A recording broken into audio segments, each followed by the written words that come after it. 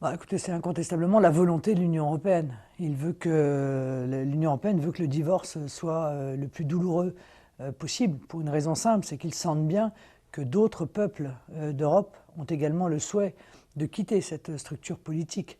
Donc ils ne veulent pas d'effet domino, et pour cela il faut essayer, puisque le chantage n'a pas marché, le projet peur n'a pas marché non plus, de rendre encore une fois la séparation la plus douloureuse possible. Est-ce qu'ils y arriveront?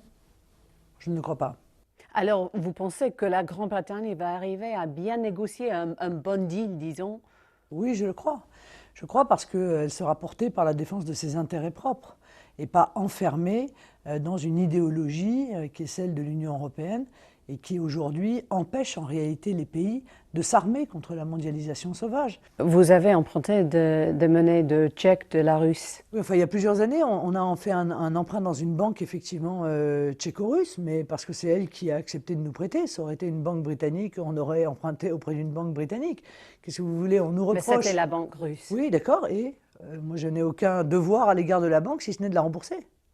Ça ne crée aucun, ça ne me crée aucune obligation, ça ne me crée aucune soumission à qui que ce soit. Vous n'avez pas de regrets Donc vous en fait, l'avez on fait. m'empêche d'emprunter à une banque française et après on me reproche d'aller emprunter à une banque étrangère. Et si ça avait été une banque américaine, on aurait dit quoi? Ou une banque d'un pays d'Afrique, on aurait dit quoi? Ce qui me paraît plus problématique, moi, c'est les candidats qui vont chercher des dons dans les pays étrangers. Vous savez ce que disait Napoléon Bonaparte? La main qui donne est toujours au-dessus de la main qui reçoit. Vous connaissez assez bien M. Poutine. Quand est-ce que vous le trouvez? Je ne le connais pas assez bien, je l'ai rencontré une fois. Euh, C'était la semaine dernière? oui, oui, la semaine dernière, où j'ai eu l'occasion d'une longue discussion d'une heure et demie avec lui sur la situation du monde et puis surtout sur un sujet essentiel qui est le sujet de la lutte contre le terrorisme islamiste. Est-ce que vous croyez que l'Occident a mécompris le président Poutine? Non, je crois que l'ancienne administration américaine, en réalité, a mis le mur de Berlin sur roulette pour le disposer aux frontières de la Russie. Donc c'était l'intérêt des États-Unis. Est-ce que c'était l'intérêt des pays de l'Union européenne? La réponse est non. Voilà, nous n'avons aucune raison de mener une nouvelle forme de guerre froide à la Russie. Aucune raison. Mais en effet, la sphère de l'influence de la Russie, ça veut augmenter un peu. Les pays baltes aussi. Bah, si vous voulez, on a pris des accords avec la Russie à la fin de la Seconde Guerre mondiale et ces accords, ils ont été brisés puisque les États-Unis n'ont eu de cesse depuis un certain nombre d'années, au travers de l'OTAN, de militariser la frontière, les pays qui sont à la frontière de la Russie.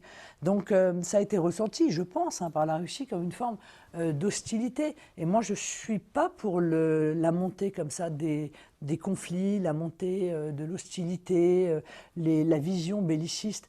Je crois que ce sont des provocations qui entraînent évidemment une réaction. Bon, l'Ukraine fait partie de la zone d'influence russe. C'est un fait. Comme le Canada fait partie de la zone d'influence américaine. Si l'armée russe faisait une incursion dans les pays baltes ou encore dans l'Ukraine, tout ça, est-ce que la France allait les protéger? Mais vous voulez à tout prix faire la guerre? C'est quoi votre problème? Il faut faire la guerre? Vous aimez la guerre? Vous voulez la guerre? Vous voulez le conflit? Vous voulez qu'on lance la troisième guerre mondiale? Enfin, pour l'instant, personne n'a envie de mener la guerre à personne. Enfin, je veux bien qu'on se lance encore une fois dans toutes les hypothèses, mais personne ne mène la guerre à personne aujourd'hui. Je crois que personne ne souhaite mener la guerre à personne. Il y a eu un conflit territorial, ce sont des choses qui arrivent avec l'Ukraine.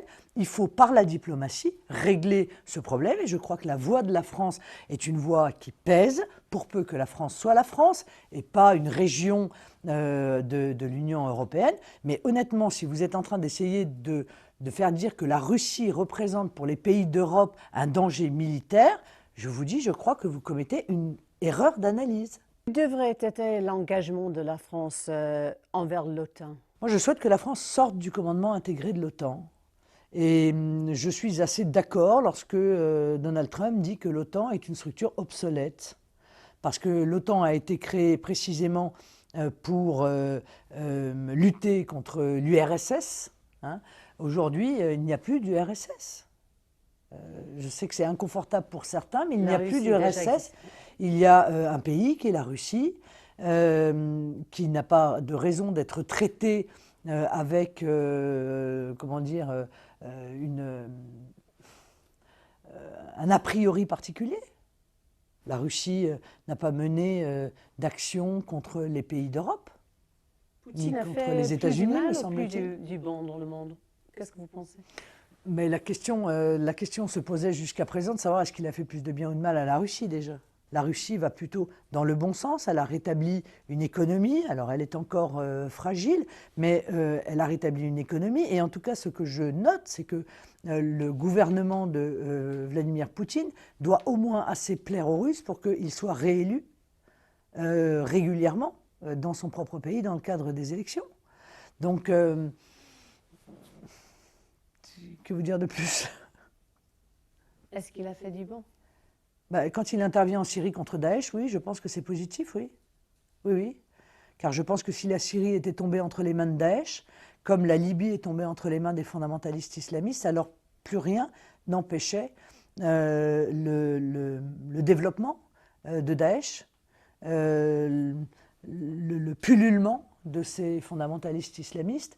Et évidemment, en face, il y a l'Europe, il y a nous.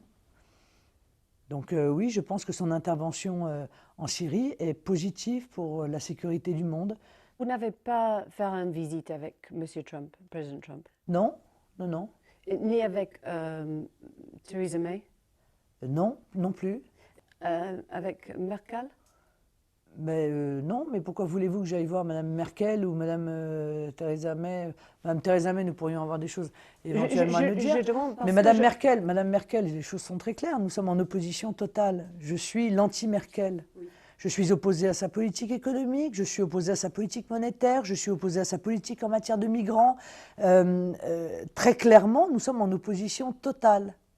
Ça ne veut pas dire d'ailleurs que, élue présidente de la République, je n'irai pas entretenir des relations avec Mme Merkel et défendre les intérêts de la France. tous ces Mais chefs d'État, vous n'avez fait des visites avec eux, c'est-à-dire, malgré tout ce que vous avez fait pour changer l'image de votre parti, il y a une toxicité de votre parti qui encore existe. moi, ce que je vois, c'est la toxicité de ceux qui nous imposent cette politique. Vous ne croyez pas que Mme Merkel est toxique pour l'Europe? Elle a fait entrer 1,5 million de migrants. C'est pas toxique? Elle impose l'austérité à l'intégralité des pays d'Europe. C'est pas toxique? C'est elle qui est toxique. Et d'ailleurs, je vous signale qu'elle est de plus en plus isolée. Parce que l'air de rien, les grandes lignes politiques que je défends sont les grandes lignes qui sont défendues, effectivement, par M. Trump. C'est défendu par M. Poutine. Le peuple britannique vient de dire qu'il souhaitait également aller dans cette ligne-là. Aux Pays-Bas, M. Wilders, c'est un des seuls partis qui a considérablement augmenté le nombre de ses voix. Non, ça bouge beaucoup en Europe et ça bouge plutôt objectivement dans le sens des idées et de la vision que je défends.